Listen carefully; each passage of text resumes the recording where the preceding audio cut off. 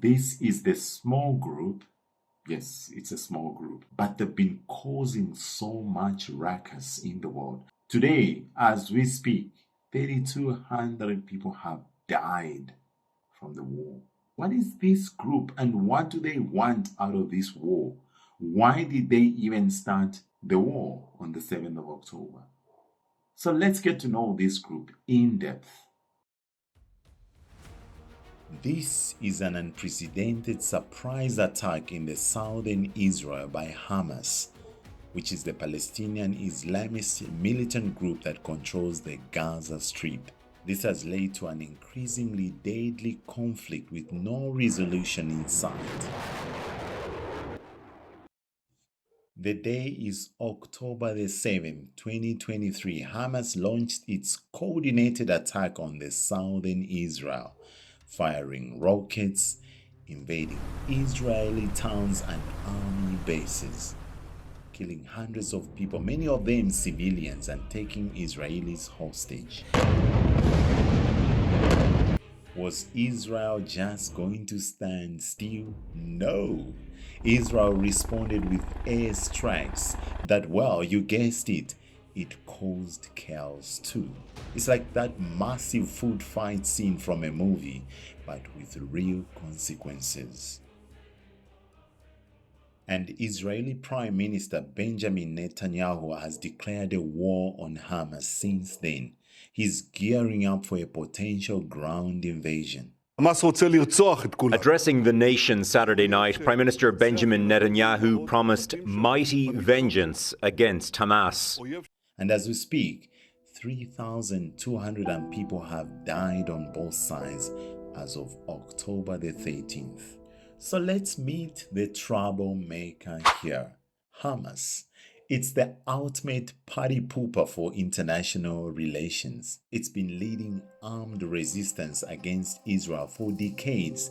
It's a bit like that friend who insists on starting a political debate at a family reunion. This group, designated by many nations as a terrorist organization, has been leading armed resistance against Israel for decades, and they also control one of the major political parties in Palestine. Though they are popular with some segments of Palestinian society, it remains highly divisive in Palestine, and it has often been at odds with more mainstream Palestinian politicians. While this group has somewhat moderated its militancy since it assumed the responsibility of governing Gaza, it's not clear what the future holds, now that it has shown that it's still willing to risk provoking a major Israeli military operation to achieve its aim of Palestinian self-determination. The President Netanyahu actually says he's vowing mighty vengeance on Hamas, seemingly with the objective of reducing its ranks to a point of impotence.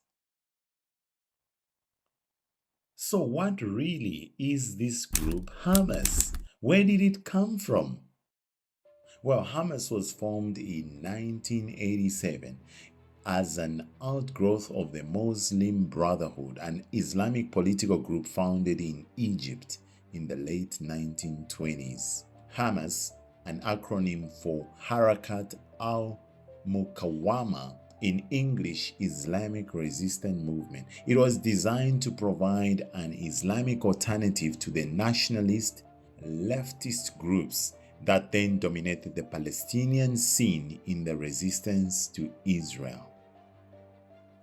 That uprising formally came to an end in 1993 with the signing of the Oslo Accords, an agreement between Israel and Palestine to lay the groundwork for the formation of a Palestinian state alongside Israel, though that was never realized.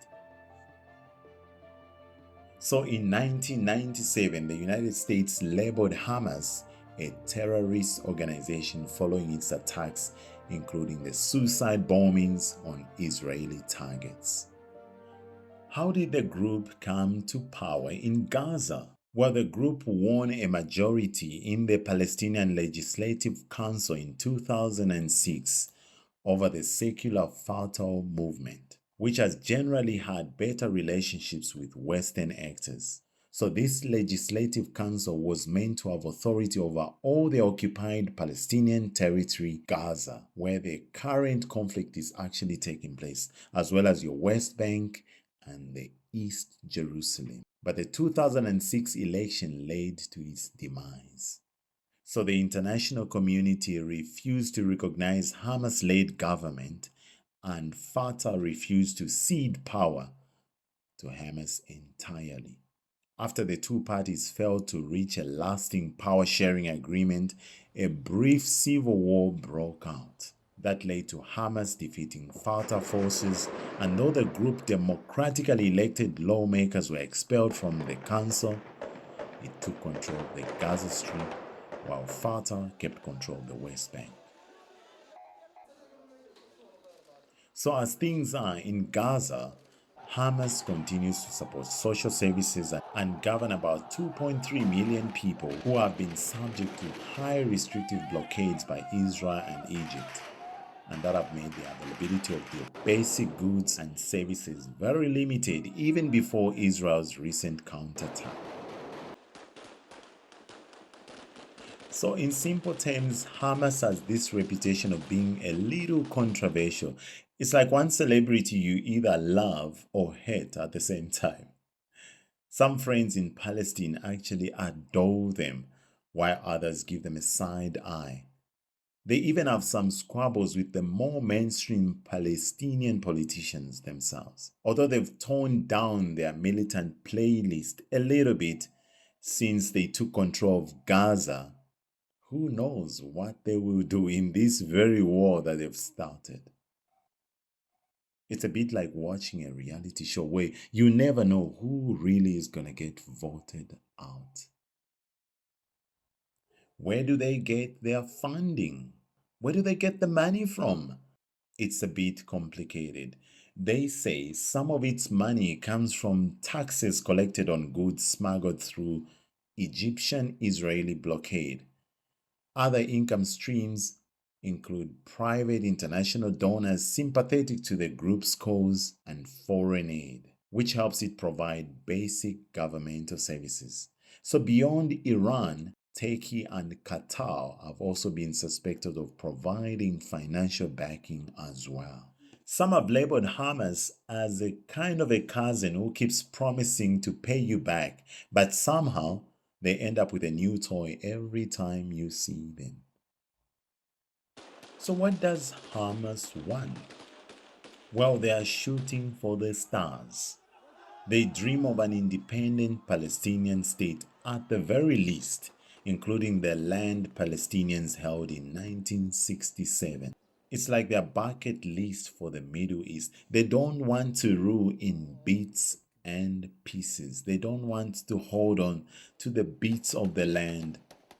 They want everything for themselves. But wait, there is more. They want more political power, both locally and on the world stage. I guess they are running for the title of the world's most influential. Who knows? Now let's talk about why they decided to make a big entrance on October the 7th, where it's very clear they want to shake up the international scene. They were miffed about Israeli settlers causing trouble on the Al-Aqsa Mosque, which is an important holy site, and growing attacks on Palestinians in the West Bank. Plus, there is this potential security agreement between Saudi Arabia and Israel, which would complicate things even more. It's like they are throwing a party to make sure everyone remembers their name. Trust me, friends, there is more drama that's gonna unfold. Stay tuned. For now, there you have it. The whirlwind world of Hamas. It's like a soapy where you never know what's coming next. Will they achieve their dreams? Or will they remain the party crashers of international relations? Stay tuned, friends, for more geopolitical fun right here. Until next time.